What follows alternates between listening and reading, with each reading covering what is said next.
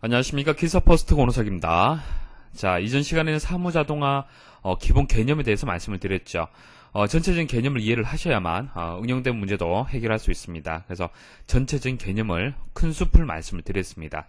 자, 그리고 이번 시간에는 사무자동화를 어떻게 추진할 거냐, 그리고 사무자동화를 추진했을 때 어떤 여러가지 효과가 있는지, 자, 그런 내용들을 말씀을 드리겠습니다. 자, 목차는요, 사무자동화의 기대 효과에 대해서 먼저 말씀을 드릴게요. 어떤 효과가 있는지 정리를 하고요. 자, 그리고 사무자동화를 이제 추진할 때 고려사항 몇 가지를 점검을 하도록 하겠습니다. 자, 추진 단계, 이런 문제들이 자주 출제가 될 수가 있겠죠, 그죠? 추진 단계 중요합니다. 첫 번째는 무엇을 해야 되고, 두 번째는 무엇을 해야 되고, 이런 것들, 자, 단계에 대해서 말씀을 드리겠습니다.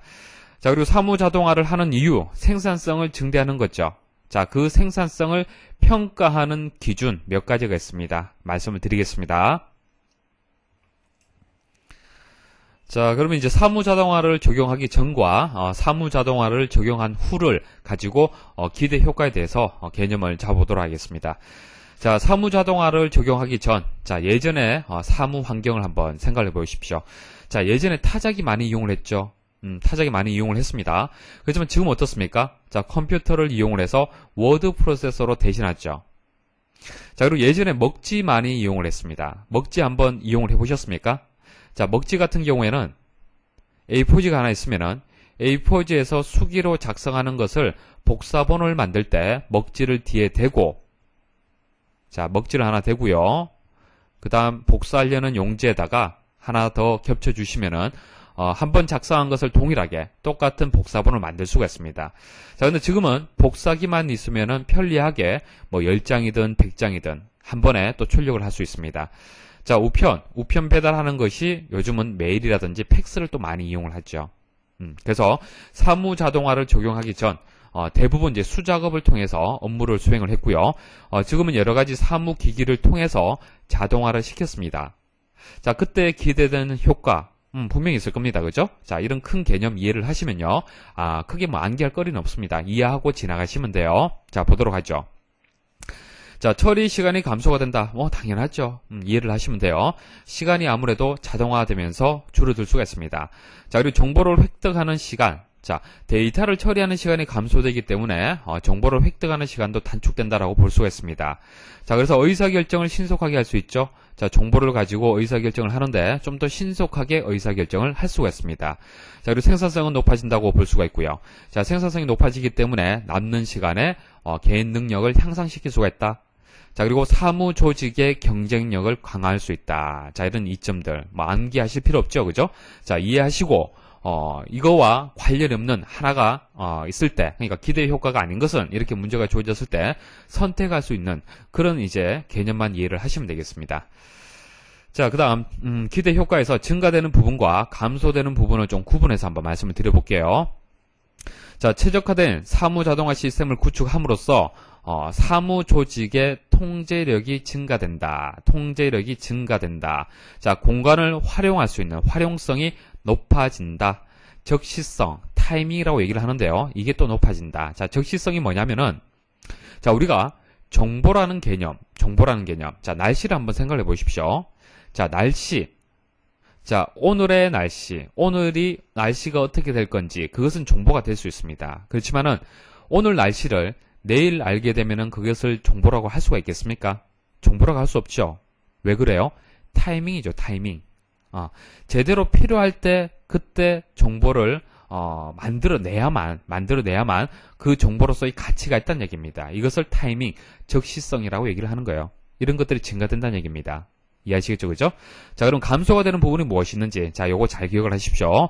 자, 부수적 기능이 감소가 된다. 자, 그럼 부수적 기능이 무엇이냐? 자, 우리 예전에 전화기 다이얼 요렇게 구멍이 나 있는 전화기 혹시 보셨습니까? 자, 1번, 2번, 3번, 4번, 5번, 6번 이렇게 해서 돌리는 이제 그 디지털이 아니라 아날로그 방식이죠. 그죠? 자, 이런 전화기. 자, 이런 전화기라는 목적을 하나 가지고 있을 때 주 기능은 전화를 통하는 것이 주 기능이 되는 겁니다. 그럼 부수적 기능이 뭐가 되겠습니까? 다이얼을 돌려야 된다는 거. 이게 부수적 기능이죠. 자, 이런 다이얼 형식의 전화기에서 디지털 형식의 전화기로 바뀌게 되면은 내부에 메모리 기능이 있기 때문에 내가 전화하고자 하는 그 전화번호를 일일이 다이얼을 돌리는 것이 아니라 단축 버튼 하나 누르면은 자동으로 입력이 되죠. 맞습니까? 그래서 전화기라는 사무기기 입장에서는 주 목적이, 주 기능이 통화를 하는 것이고, 부수적인 기능이란 것은 이런 다이얼을 돌린다든지 번호를 입력하는 것이 부수적인 기능이 될 겁니다. 이런 부수적인 기능이 어떻게 되는 겁니까? 사무 자동화를 함으로써 감소가 된다는 거죠. 감소, 증가되는 것이 아니라. 됐습니까? 자, 그다음 매체 변환도 감소가 된다. 자, 예전에 복합기가 나오기 전 상태를 한번 생각해 보십시오. 복사기 따로, 스캐너 따로, 또 뭐 있죠? 프린터 따로, 이렇게 따로따로 있었죠. 그죠? 자, 그때 좀 불편한 부분이 분명히 있었을 겁니다. 그죠? 그래서 스캔을 뜨고 난 뒤에 뭐 출력한다든지 각각의 장치를 변환을 해줘야 돼요. 자, 이때 매체를 사무기기라고 보셔도 됩니다. 그래서 이런 이제 기기 간에 변환을 해줘야 되는 그런 시간이 감소가 된다는 얘기예요. 왜? 새로운 사무 자동화 기기가 있기 때문에 그렇다는 얘기입니다. 아시겠습니까? 자, 그리고 서식의 종류도 감소가 된다. 자동화의 이점이 되겠죠. 다양한 서식을 줄여서 표준화시킬 수가 있습니다. 자, 이런 증가가 되고 감소가 되는 그런 요소들이 있습니다. 자, 이해를 하시면 되겠죠. 자, 기대 효과를 분류를 한번 해보도록 하겠습니다. 자, 정량적, 자, 양적인 효과가 있고요. 정성적, 자, 질적인 효과가 있어요. 자, 양적인 효과는 실제 수치적으로 보인다라고 보시면 되겠습니다. 자, 매출액이 증대된다. 사무 자동화를 함으로써 매출액이 증대된다. 그리고 경쟁력이 강화된다. 이런 것들은 양적인 효과다. 정량적인 효과다. 그렇게 볼 수가 있습니다. 자, 그럼 반대적으로 정성적, 질적인 효과는 무엇이냐? 뭐 대외적인 이미지가 개선이 된다. 자, 이것은 수치적으로 어떻게 판단하기 좀 어렵죠. 그죠?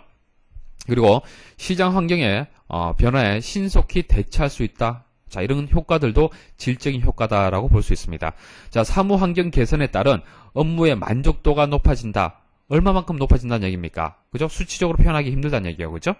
이런 것들은 질적인 효과가 되는 겁니다. 그래서 시험에 뭐 정성적인 효과가 무엇이냐, 정성적인 효과가 아닌 것이 무엇이냐, 그래서 양적인 효과와 질적인 효과를 구분할 수 있는 그런 문제가 출제가 됩니다. 자, 개념 이해하시는 것이 중요하겠죠.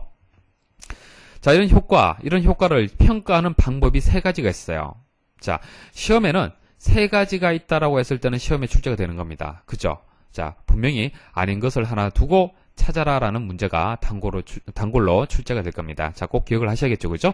자, 각각의 종류가 상세하게 어떤 방법인지는 모르셔도 상관이 없습니다. 기억만 하십시오. 투자 효율, 상대적, 정성적. 투자 효율을 산정하는 방법, 상대적으로 평가하는 방법, 정성적이 뭐죠? 질적으로 평가하는 방법, 이런 세 가지가 있다는 거, 이런 것들은 여러분들이 좀 암기를 하셔야 돼요. 그죠? 자, 이것은 뭐 이해를 하기보다는 암기를 하시는 것이 여러분들이 좀 그 시간을 줄일 수 있는 그런 방법이 되겠습니다. 그래서 문제를 풀어보시면서 이렇게 문제가 출제되는 거구나 라고 이해를 하시면 되겠습니다. 자, 관련된 문제 보도록 하죠.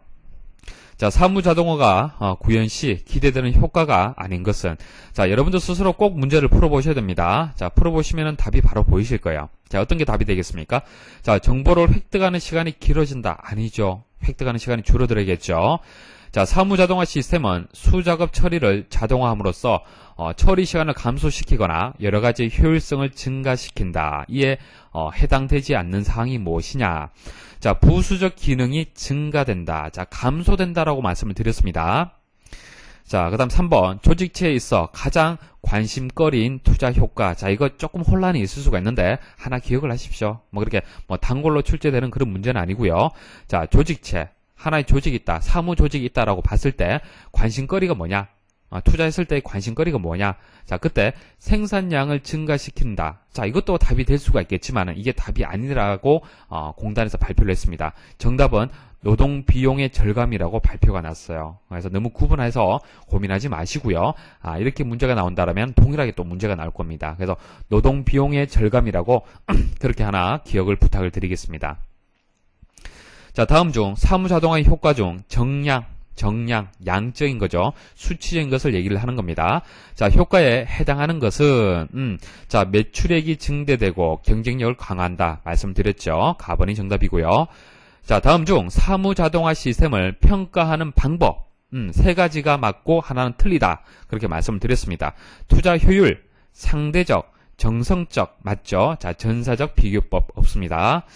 자, 시스템 성능 평가 요소가 아닌 것은 자, 이거 말씀드리지 않았다 하더라도 여러분들이 이해를 하신다라면 답을 찾을 수가 있을 거예요.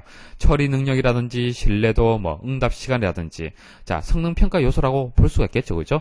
자, 근데 운영하는 요원이다. 자, 이것은 사람을 뜻하는 것인데 사람하고 시스템하고는 직접적인 관계는 없다라고 볼 수 있습니다. 사람을 가지고 평가할 수는 없죠, 그죠?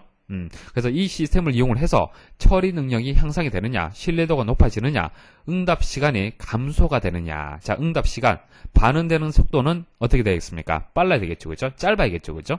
그래서 이런 것들이 평가 요소가 될 수 있다. 알고 계시면 되겠습니다. 자, 그러면 이제 사무자동화 이제 추진에서 말씀을 드리기 전에 몇 가지 고려사항에 대해서 말씀을 드릴게요. 자, 먼저 사무자동화를 추진을 위한 사전 준비 단계 순서를 말씀을 드릴게요. 자, 이것도 여러분들 좀 기억을 하셔야 돼요. 좀 암기를 하셔야겠습니다.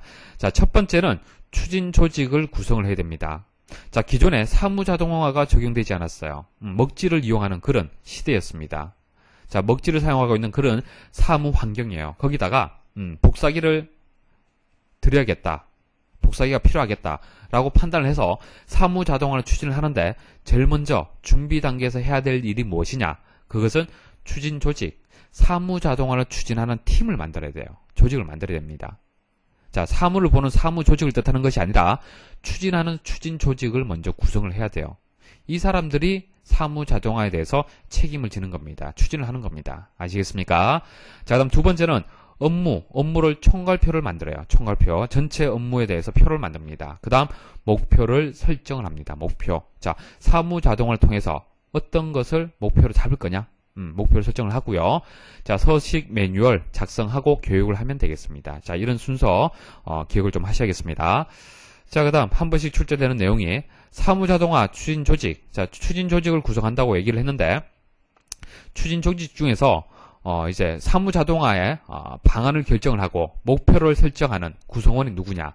자, 누구와 이제 그 회사의 대장입니까? 물론 의사결정하는 사람이 대장이 되겠죠, 그죠? 자, 사무자동화를 필요로 하는 사람 누굽니까? 사장이 되겠죠, 그죠? 결과적으로 의사결정을 하고자 하는 주체, 사장이 되겠습니다. 그래서 목표를 설정하는 구성원이라고 나오면은 사장, 최고 결정자, 결정권을 가지고 있는 사람. 자, 그렇게 선택을 하시면 되겠습니다. 자, 사무자동화 추진을 위한 선결과제. 자, 먼저 해결해야 될 문제점. 그리고 시험에는 사무자동화 추진을 위한 선결과제다라고 나오기도 하지만은 사무자동화 추진을 위한 접근 방법이다. 또 이렇게 나오는 경우도 있습니다. 같은 뜻으로 보시면 되겠습니다.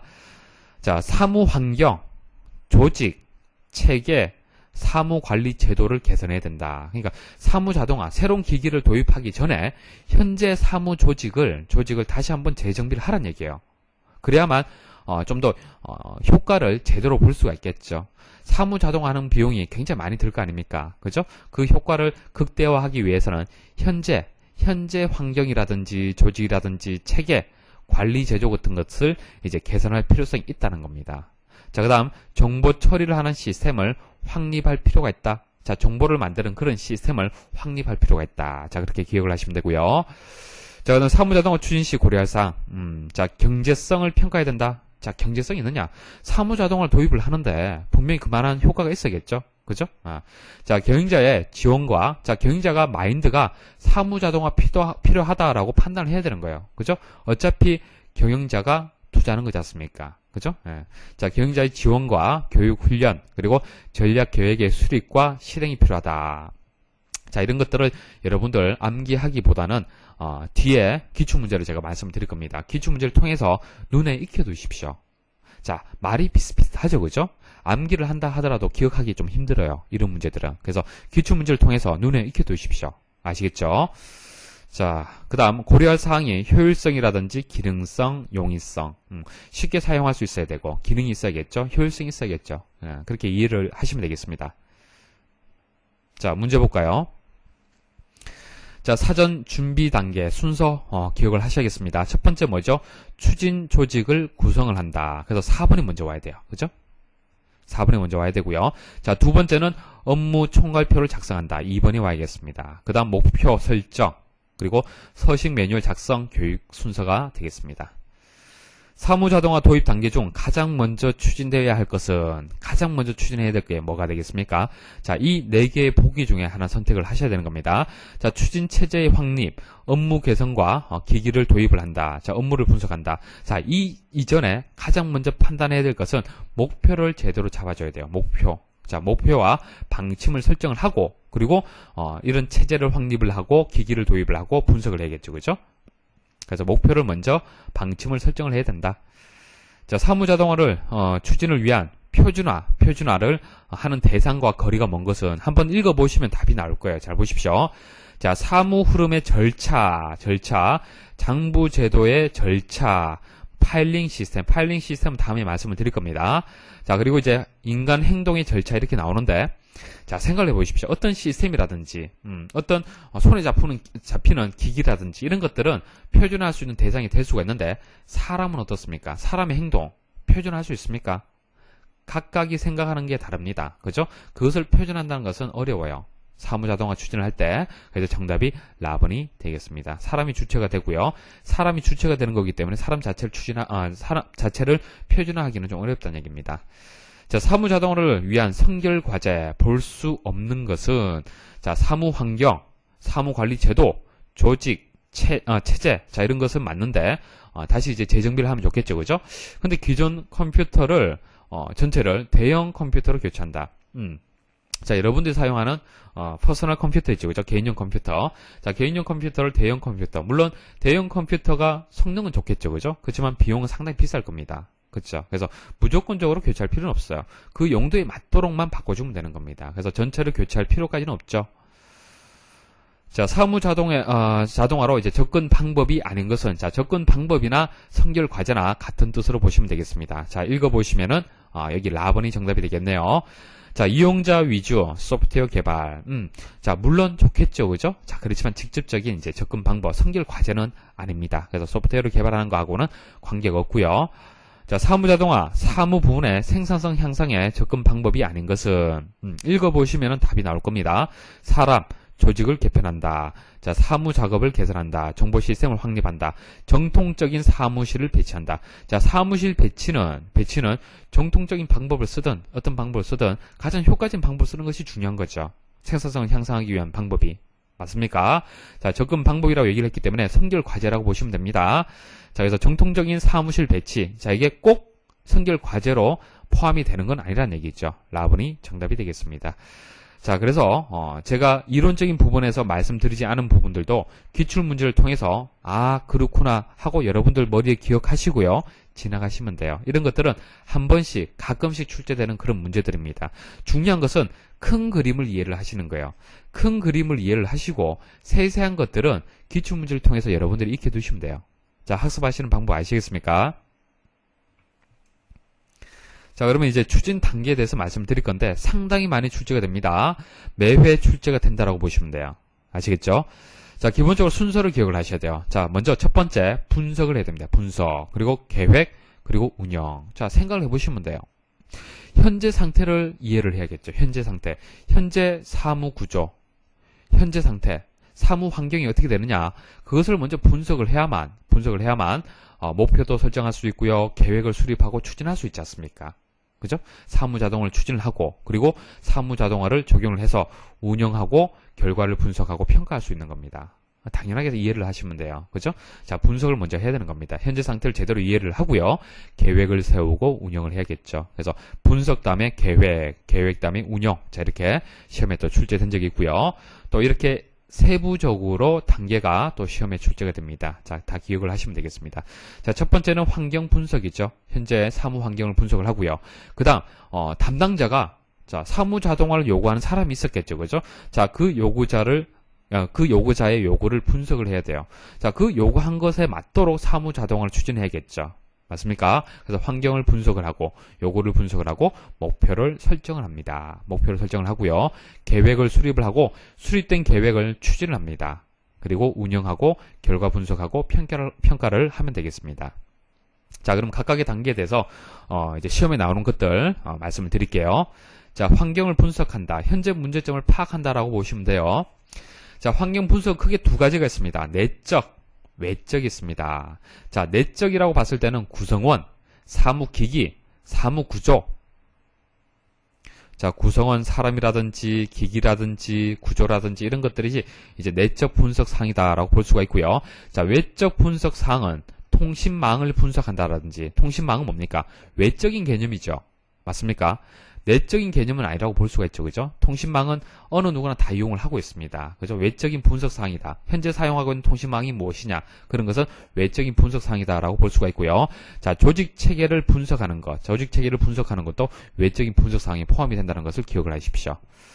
자, 이렇게 해서 이제 구분할 수 있는 문제를 출제가 되니까 꼭 기억을 하셔야 돼요. 그래서 내적 분석 사항이 아닌 것은, 외적 분석 사항이 맞는 것은 이렇게 시험에 출제가 됩니다. 자, 요구를 분석한다. 자, 업무 담당자의 요구를 파악하는 것도 중요하죠. 자, 사무와 기기의 기능과 특성에 관한 요구 분석을 한다. 사무와 기기에 대해서 기능을 알고 있어야겠죠. 자, 사용자의 인적 요소에 관한 특성을 분석을 한다. 자, 기기 도입 후 관리 및 사용 효율화에 관한 분석을 한다. 자, 암기보다는 기출문제 통해서 기억을 하시면 되겠습니다. 자, 목표 설정에 대해서 말씀을 드리겠습니다. 자, 사무자동화의 목표 한번 생각해 보시면 될 겁니다. 자, 기본 개념 이해하시면 돼요. 자, 생산성을 향상하는 것이다. 맞죠, 그죠? 자, 전문가라도 하더라도 사용할 수 있도록 좀 쉽게 시스템을 추구한다, 구축을 한다. 맞습니다. 창조적 인간 능력 증대를 목표로 한다. 자, 사무자동화에 대한 기본 정의, 목표 이해를 하시면 되겠습니다. 자, 서류의 감소화 그리고 삭감, 서류의 종류가 줄어들면 줄어들수록 좋겠죠, 그죠? 업무 처리가 좀 더 효과적이다라고 볼 수 있습니다. 자, 업무 처리 및 서류의 표준화 좋죠, 그죠? 매뉴얼화 아주 효과적입니다. 자, 개개인의 업무 처리 과정을 간소화 좋죠, 그죠? 자, 그런데 이런 것들은 다 이제 목표 설정에 포함이 됩니다. 포함이 되는데, 자, 이것은 오답이 되겠습니다. 자, 사무실의 무인화를 궁극적인 목표로 한다. 자, 무인화 이것은 우리 산업화 사회, 그죠? 공장 자동화를 할 때. 자, 공장 자동화는 사람이 가급적 없으면 좋습니다. 그죠? 모든 단계를 기계를 통해서 할 수 있으면 좋죠. 그래서 무인화를 하게 되면 좋습니다. 그런데 사무 자동화는 어떻습니까? 사무 자동화는 주체가 사람이죠. 사람이 주체인데 사람을 없애고 기계로 할 수 있습니까? 무인화는 궁극적인 목표는 될 수가 없습니다. 물론 사람이 기존에 필요한 사람의 숫자에서 줄어들 수는 있겠죠, 그죠? 그럴 가능성은 있지만은 완벽하게 무인화를 할 수 없습니다. 됐습니까? 자, 사람이 주체가 되기 때문에 그렇습니다. 그래서 무인화를 궁극적인 목표로 한다. 틀렸습니다. 자, 오답 기억을 하십시오. 자, 그래서 목표 설정이 아닌 것은 시험이 이렇게 나오겠죠, 그죠? 그래서 기본적인 개념 이해를 하시면은 답을 찾을 수가 있습니다. 그리고 오답 정도만 여러분들 기억을 하시면 돼요. 자, 그 다음, 자, 계획, 추진, 전략. 자, 이런 것은 암기를 좀 하셔야겠죠. 자, 기술을 집약하는 전략이다. 자, 무엇인지 아실 필요 없습니다. 성과를 측량하는 전략이다. 측정하는 전략이다. 자, 조직을 관리하는 전략이다. 그래서 집약하고, 측정하고, 관리하는 전략이다. 자, 계획, 추진, 전략이 아닌 것은 이렇게 시험에 나와요. 그래서 이 세 가지를 기억을 하십시오. 자, 그래서 여기까지 이제 사무 자동화를 추진을 하고 있습니다. 자, 추진하고 적용이 되었을 때 이제 운영을 해야겠죠. 사무 자동화를 적용하기 전, 후, 자, 이제 후 됐습니다. 사무 자동화가 이제 적용이 됐고, 이제 운영을 했을 때, 그때와 관련된 내용들을 보도록 하겠습니다. 자, 사용자의 편의를 도모하게 한다. 당연하죠, 그죠? 자, 운영할 때, 담당자가 편리하게 이용할 수 있도록, 운영할 수 있도록, 그렇게 해야 됩니다. 자, 그런데, 누구든지 시스템을 사용할 수 있게끔 한다. 자, 얼핏 보기에는 맞는 것 같아요. 그죠? 그런데, 누구든지라는 이 설명 자체가 틀렸습니다. 보세요. 자, 사무 자동화 시스템이란 것은 여러 가지 용도로 이용이 될 수가 있습니다. 예를 들어서 회계와 관련된 사무 자동화 시스템이다. 자, 이것은 기업에서 회계과에 종사하고 있는 그런 직원들만 이제 그 시스템을 운영을 해야 됩니다. 그래서 몇 사람 되지 않아요. 몇 사람 되지 않고, 자, 이 세 사람만 운영을 해야 되는데, 누구든지 이 프로그램, 이 시스템을 이용하게 된다. 그것은 안 된다는 얘기죠. 그죠? 서로 보안 등급이 다르잖아요. 그죠? 그래서 누구든지 시스템을 사용할 수 있게끔, 운영할 수 있게끔 한다라는 그 설명이 틀렸습니다. 자, 오답을 잘 기억을 하셔야겠죠. 자, 기기의 고장에 즉시 대처할 수 있는 유지보수 체제 구축을 해야 된다. 당연하죠. 그죠? 항상, 사무자동을 구축하고 난 뒤에 분명히 문제점 발생할 수 있습니다. 그죠? 프린터가 제대로 작동하지 못하는 경우도 있어요. 그러면 그 프린터를 담당하는 직원을 하나 정하든지 아니면은 외부 업체에 유지보수 계약을 해야 되는 겁니다. 그래서 유지보수 체제 구축하는 거 중요하죠. 자, 그 다음에 이제 평가 방법에 대해서 말씀을 드릴게요. 자, 평가 방법 세 가지. 일단 세 가지 종류 기억을 하시고요. 자, 각각에서, 무엇이 키워드가 되는지 그 정도만 이해를 하시면 되겠습니다. 자, 사전에 평가하는 방법. 자, 사전에 평가하게 되면 이제 경제성을 평가하는 거고요. 자, 중간 평가. 자, 요거 꼭 기억을 하십시오. 자, 중간 평가라는 것은 성능, 사무 자동화의 성능을 평가하는 거예요. 자, 이게 시험에 몇 번 출제가 되었습니다. 자, 사전하고 사후는 반대죠. 그렇죠? 자, 사후는 시스템의 가치를 평가하는 겁니다. 자, 여기서 기억하실 것은 중간 평가에 대해서 꼭 기억을 하십시오. 자, 기출문제 보도록 할게요. 자, 다음의 보기에서 사무자동화의 추진 단계를 올바르게 나열한 것은, 제가 말씀드린 것이 중간중간 몇 가지가 빠질 수도 있어요. 중요한 것은 전체 단계를 이해하시는 게 중요한 겁니다. 제일 첫 번째 무엇이죠? 첫 번째는 환경 분석이죠. 자, 두 번째는 뭐가 되겠습니까? 자, 목표를 설정한다. 자, 목표를 설정하기 전에 한 단계가 더 있었죠. 요구 분석한다는 거. 빠졌지만은, 여기는 없지만은, 일단은 요구 분석이 없기 때문에, 그 다음 단계는 목표 설정이다라고 보셔야겠습니다. 자, 그 다음 뭐죠? 계획을 수립하고, 계획을 추진하는 거죠. 계획 추진이 없네요. 그죠? 그래도 3번이 정답이 되겠습니다. 자, 운영하고 결과를 분석한다. 그 다음 평가를 한다. 정답이 4번이고요. 다음 중 사무자동화 단계별 추진 절차가 옳은 것은, 자, 크게 보시면 되겠습니다. 자, 무엇이 정답이 되겠습니까? 먼저 분석하고, 그래야만 계획을 잡을 수가 있겠죠. 그리고 운영할 수가 있습니다. 사무자동화의 추진 단계에서 환경 분석의 내적 분석. 자, 내부적인 것을 생각하시면 되겠습니다. 내부적인 것. 자, 외부적인 것과 반대의 개념을 보시면 되겠죠. 자, 인적, 사무기기, 사무구조는 맞는데, 자, 통신을 분석하는 것은 외부적이다. 그렇게 말씀을 드렸습니다. 라번이 정답이고요. 자, 외부 환경 분석에 해당하는 것은 쭉 읽어보시면 여기 나오네요. 통신망. 자, 사무자동화 환경 설계 시 고려사항과 관계가 없는 것은, 환경을 설계할 때 고려사항과 관계가 없는 것은 쭉 읽어보시면 답이 나올 거예요. 자, 나번하고 다번하고 라번은 정답이라고 볼 수 있습니다. 그런데 가번 같은 경우에 틀렸어요. 효과적인 통제 강화 방침. 자, 물론 이제 그 사무자동화를 추진하는 오너 입장에서는 각각의 구성원을 통제하면 좋겠죠. 그죠? 그렇지만은 이론적으로는 통제를 강화할 그런 방침, 그런 목적으로 해서 환경을 설계한다는 것은 틀렸다라고 볼 수 있습니다. 그래서 가번이 정답이 되겠습니다. 통제가 목적이 되는 것이 아니죠. 통제가 목적이 되는 것이 아니라 효과적으로 사물을 볼 수 있는 그런 환경을 설계하는 것이 중요한 겁니다. 그래서 사람에 맞춰서 자율적으로 일을 할 수 있도록 분위기를 맞춰줘야겠죠. 자, 사무자동화 추진 시 요구 분석의 내용을 설명한 것으로 적절하지 않은 것은, 자, 정답만 말씀을 드릴게요. 사무자동화 추진 목표 설정에 관한 분석이다.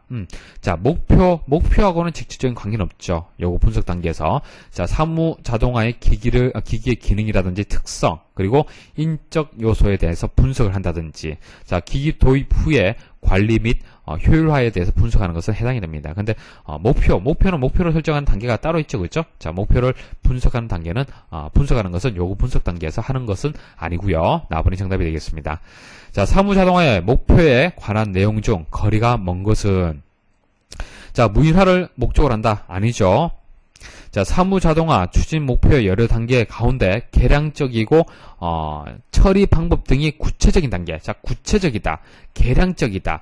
자, 제가 목표 단계 각각의 단계에 상세하게 말씀드리진 않았지만은 문제 속에 답이 있습니다. 문제 속에 답이 있어요. 정답이 무엇이 되겠습니까? 다번이 정답이죠. 왜? 구체적이다, 세부적이다. 자, 의미가 통하죠. 그죠? 그래서 답은이 정답이라고 볼 수 있습니다. 그래서 이런 것들은 문제 나올 때 그때 익혀 두시면 되는 거예요. 자, 다음 중 사무자동화 계획에 포함되지 않는 전략은 자, 세 가지 기억하라고 말씀을 드렸죠.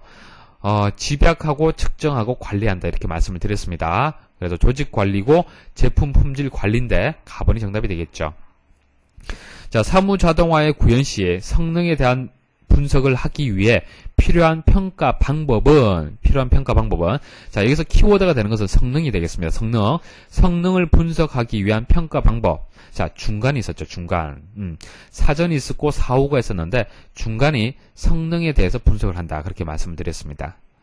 사무자동화의 실현을 위한 이제 공간 설계 기술 중 가장 크게 고려해야 할 요소는 자, 공간 주체가 누군지만 아시면 될 겁니다. 사무자동의 주체 누가 되겠습니까? 인간이 되겠죠. 사람 중심적으로 환경을 조성할 필요가 있습니다. 그래서 가번이 정답이 되겠습니다.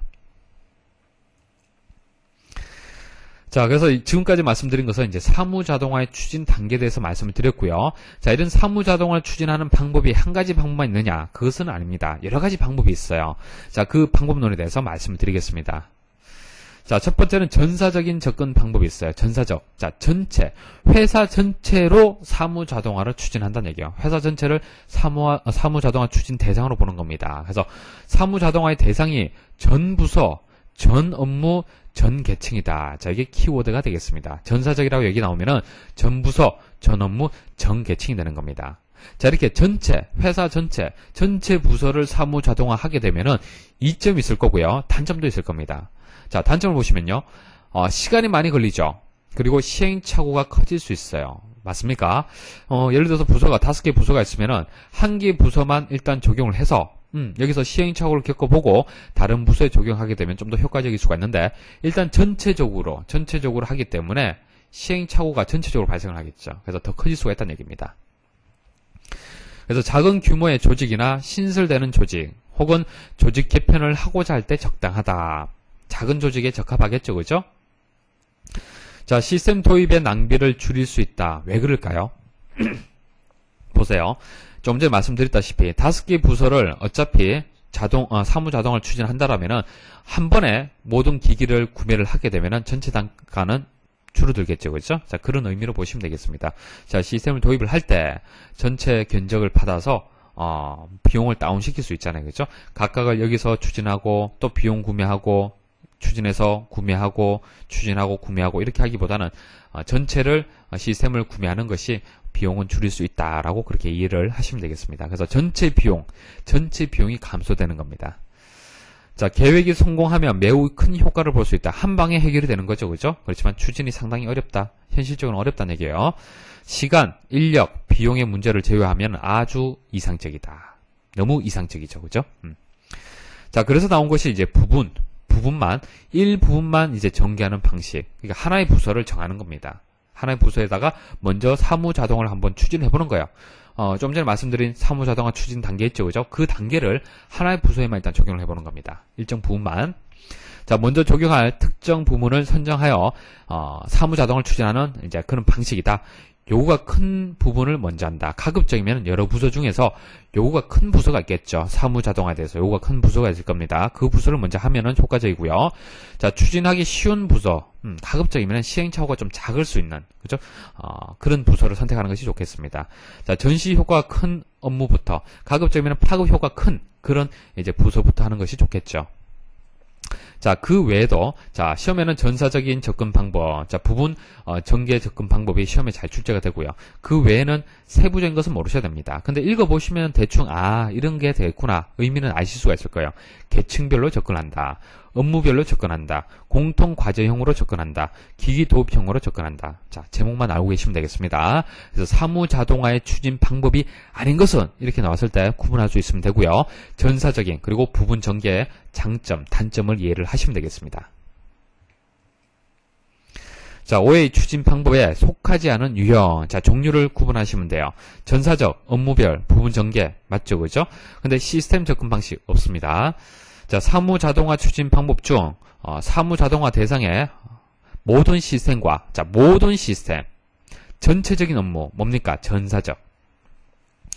사무자동화는 부분적으로 전개할 때 고려사항. 자, 부분적으로 전개한다. 부분 전개 접근 방법을 얘기를 하는 겁니다. 자, 요구가 큰 부분을 먼저 한다. 가급적이면 그렇게 하면 좋겠죠. 그죠?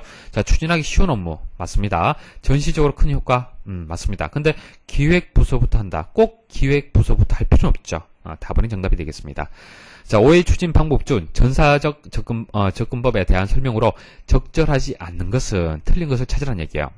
읽어보시면 답이 나오겠네요. 그죠?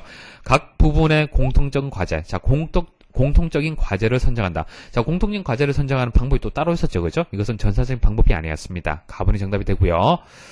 자, 사무자동화의 추진 방법 중 전사적, 전체적으로 접근하는 방법. 틀린 것은 자, 모델 부서를 선정한다. 특정 부서를 선정한다는 얘기죠. 자, OA화의 요구가 크고 전시 효과가 있는 부서를 우선적으로 한다. 이게 뭡니까? 부분 전개죠. 그래서 답은 정답이 되겠습니다. 자, 그래서 뭐 추진에 대해서 이제 말씀 다 드렸고요. 이제 수행하는 방법, 수행하는 방식에 대해서 말씀드릴게요. 자, 사무자동화 이제 추진해서 적용이 됐습니다. 그다음 그 사무자동화를 이제 수행하는, 이용하는 방법에 대해서 말씀드릴게요. 크게 이제 세 가지가 있습니다. 크게 세 가지가 있는데, 자, 조직을 한번 생각을 해보십시오. 자, 상위에는 최고 경영자가 있겠죠. 사장, CEO가 있겠죠. 자, 그 다음 중간 관리자가 있고 실무자가 있습니다. 그래서 사무자동화를 이렇게 수행할 수도 있고요. 이렇게 수행할 수도 있습니다. 그래서 밑에서 위로 가는 것을 상향시, 방향이 위쪽이죠. 위에서 아래로 하향시. 됐습니까? 자, 이것만 이해를 하시면 끝났습니다. 자, 상향시 접근 방법은 하부에서 상부고요. 기업의 최하위 단위 업무부터, 그러니까 실무자는 여러 부서가 있겠죠. 실무부서가. 자, 밑에서부터 해서 사무자동화를 적용을 하는 거예요. 수행하는 겁니다. 자동화하여 그 효과를 점차 증대시키는 방법이다. 그럼 단점이 있고 장점이 또 있겠죠. 그죠? 자, 업무 개선, 기계화, 재편성의 단계를 거쳐 자동화를 수행을 한다. 하나 읽어주시면 되고요. 자, 기본 조직의 거부 반응이 없고, 자, 이런 것을 기억을 하셔야겠죠. 자, 기본 조직의 거부 반응이 없다. 왜 그래요? 왜 또 자연스럽겠습니까? 밑에서부터, 실무자부터 해서 적용을 하기 때문에 그래요. 자, 최고 경영자는 실무에 대해서는 잘 모르죠. 단지 최고 경영자는 내가 의사결정하기 위해서 사무자동화를 추진하는 거예요. 그렇죠? 근데, 최고 경영자가 사장 입장에서 사무자동을 추진한다, 수행한다. 그랬을 때는 실무자 입장에서는 답답할 수 있습니다. 자, 일을 제대로 모르고 한다. 이런 얘기 듣죠. 그죠?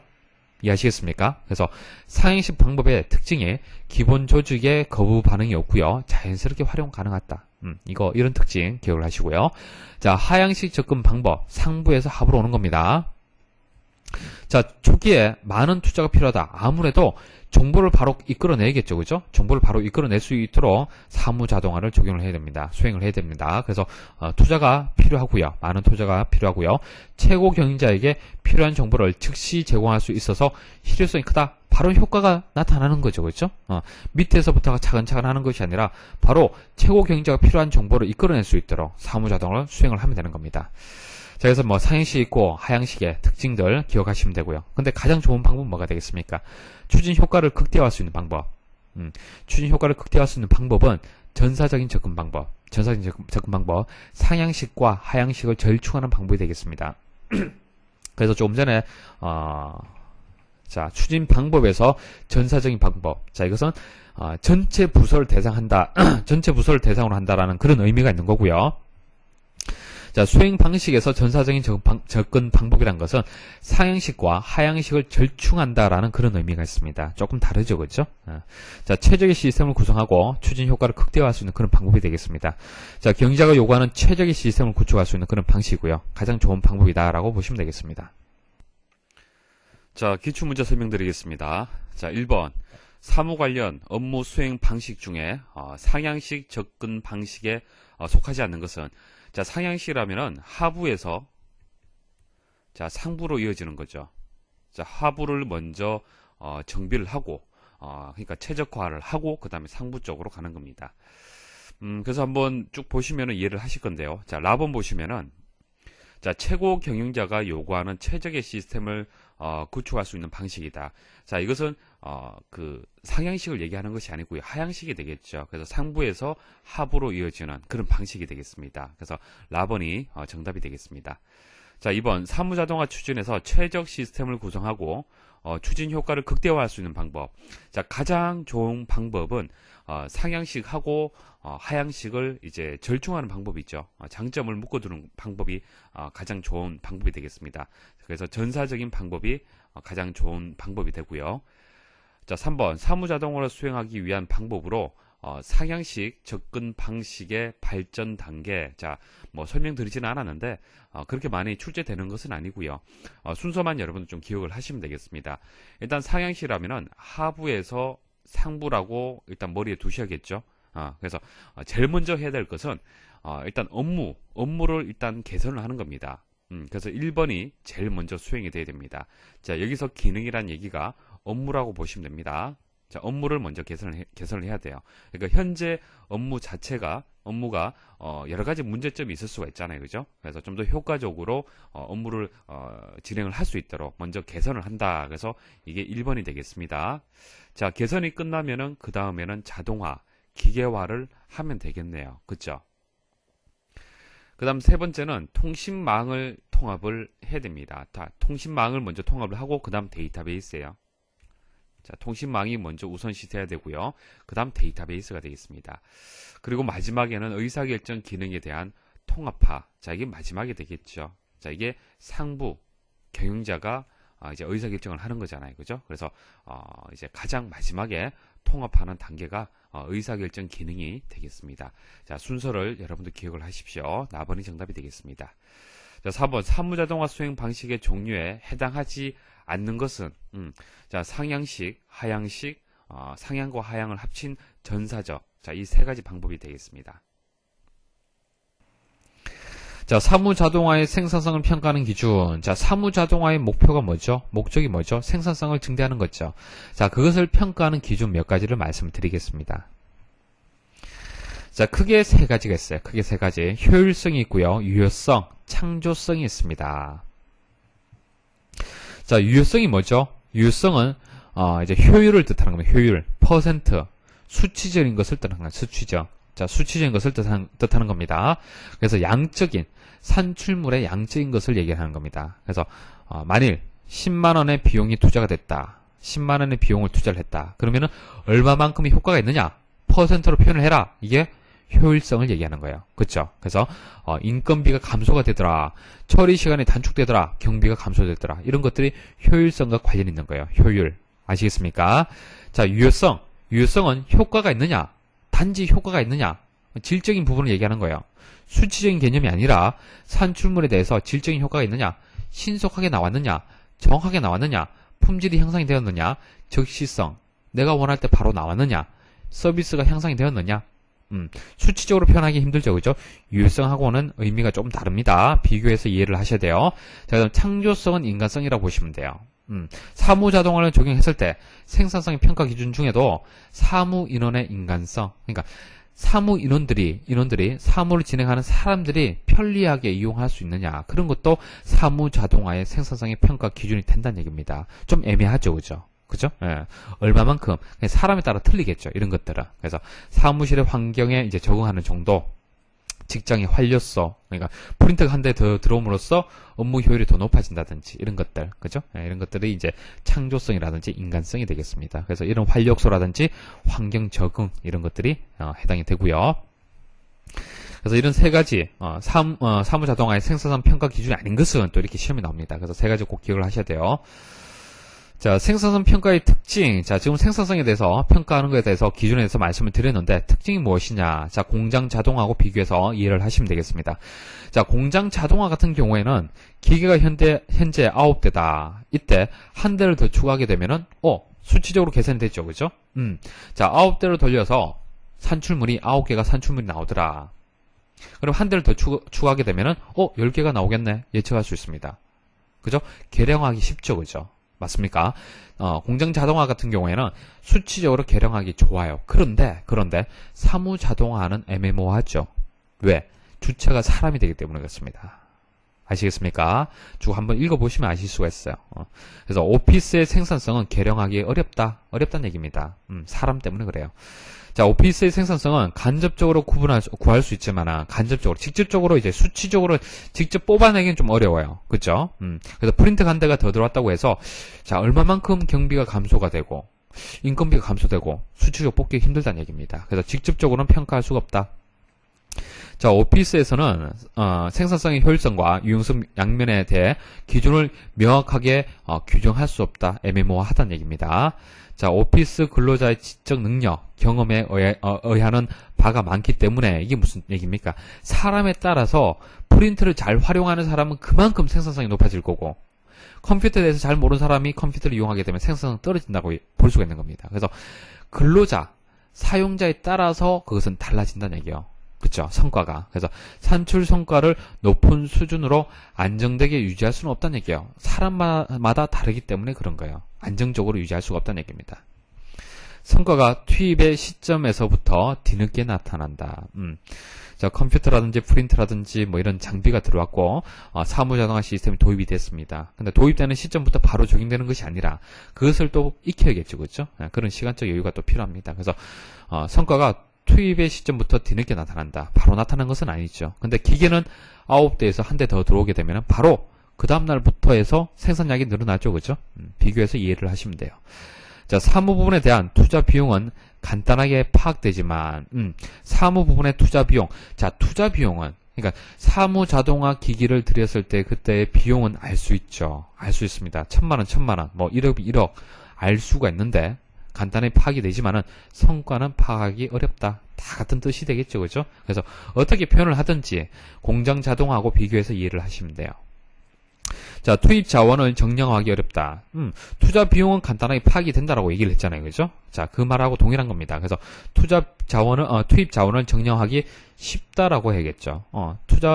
투입되는 자원을 알 수가 있어요. 1000만원이면 1000만원. 얼마만큼 투입이 됐다는 것을 알 수가 있습니다. 그런데 성과는 파악하기 어렵다. 자, 그런 의미가 있는 거죠. 그죠? 그래서 오답이 되고요. 자, 사무자동화를 통한 생산성 향상의 척도 기준으로 적합하지 않은 것은 효율성, 유효성. 자, 효율성은 퍼센트 생각하시면 되고요. 유효성은 효과를 얘기하는 거예요. 효과가 있다 없다. 그죠? 그다음 창조성, 인간성. 자, 기기의 독립성 아니죠.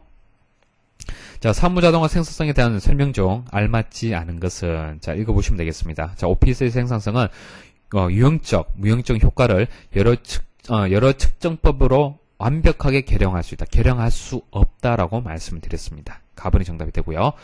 자, 3번 사무자동의 성과는 생산성으로 측정하는데 제조 부분, 자, 제조 부분 등 타 분야보다 측정이 쉽지 않다. 자, 제조 부분이라는 것은 공장 자동화를 생각하시면 됩니다. 산업화사에. 자, 거기에 비해서는 측정하기 쉽지 않다는 얘기죠. 자, 다음 중 사무 부분의 생산성 측정을 어렵게 하는 요인이 아닌 것은, 자, 근로자의 창조성 측정은 경제적 기준에 의해 쉽게 측정할 수 있다. 사람 측정하기 어렵다라고 말씀을 드렸습니다. 자, 답은 정답이 되고요. 자, 사무실의 생산성과 관련된 특징으로 맞지 않은 것은, 자, 투입 자원을 정량화하기가 어렵다. 자, 투입 자원, 이거 혼란을 느끼시면 안 되겠죠.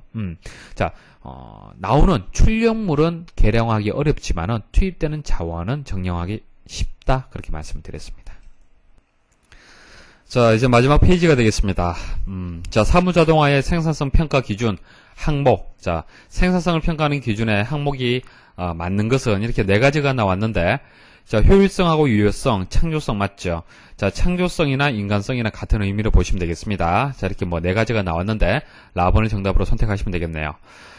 자, 오피스 생산성 중, 자, 유효성. 자, 효과가 있느냐, 없느냐. 그 질적인 부분을 얘기를 하는 겁니다. 질적인 부분. 자, 시간을 단축한다. 자, 사원의 수를 감소한다. 비용을 감소한다. 이건 뭐죠? 효율성이죠. 그래서 답번이 정답이 되겠습니다. 자, 생산성 평가 기준 중 시스템에 유입되는 투입량과 산출량의 양적인 비율, 질적인 비율을 뜻하는 것이 아니라 양적인 비율, 그러니까 수치적으로 표현을 한다는 얘기죠. 그래서 정답이 효율성이 되겠습니다. 자, 다음은 무엇에 대한 설명이냐. 자, 쭉 읽어보시면 질적인 개념이다 라고 설명이 나옵니다. 뭐 정확성, 신속성 이렇게 나옵니다. 자, 그래서 질적인 개념이기 때문에 효율성이 되겠습니까? 유효성이 되겠습니까? 자, 효과가 있다라고 봐야겠죠. 답은이 정답이 되겠습니다. 자, 사무 생산성의 특징으로 적당한 것은, 자, 사무 생산성의 측정에 필요한 투입, 산출의 관계가 정확하지 못하다. 이게 적당한 답이 되겠네요. 그죠? 우리가 명확하게 계량할 수 없다. 자, 그렇게 말씀을 드렸습니다. 그래서 정답이 라번이 되고요. 자, 그래서 이번 시간 이렇게 해서 마치도록 하겠습니다. 자, 여러분들 당부 말씀도 드리고 있습니다. 이 강의 들으시고 저 강의에 포함된 기출문제들은 여러분들 스스로 꼭 풀어보셔야 돼요. 풀어보시고 9년간 기출문제들도 같이 정리를 부탁을 드리겠습니다. 수고하셨습니다.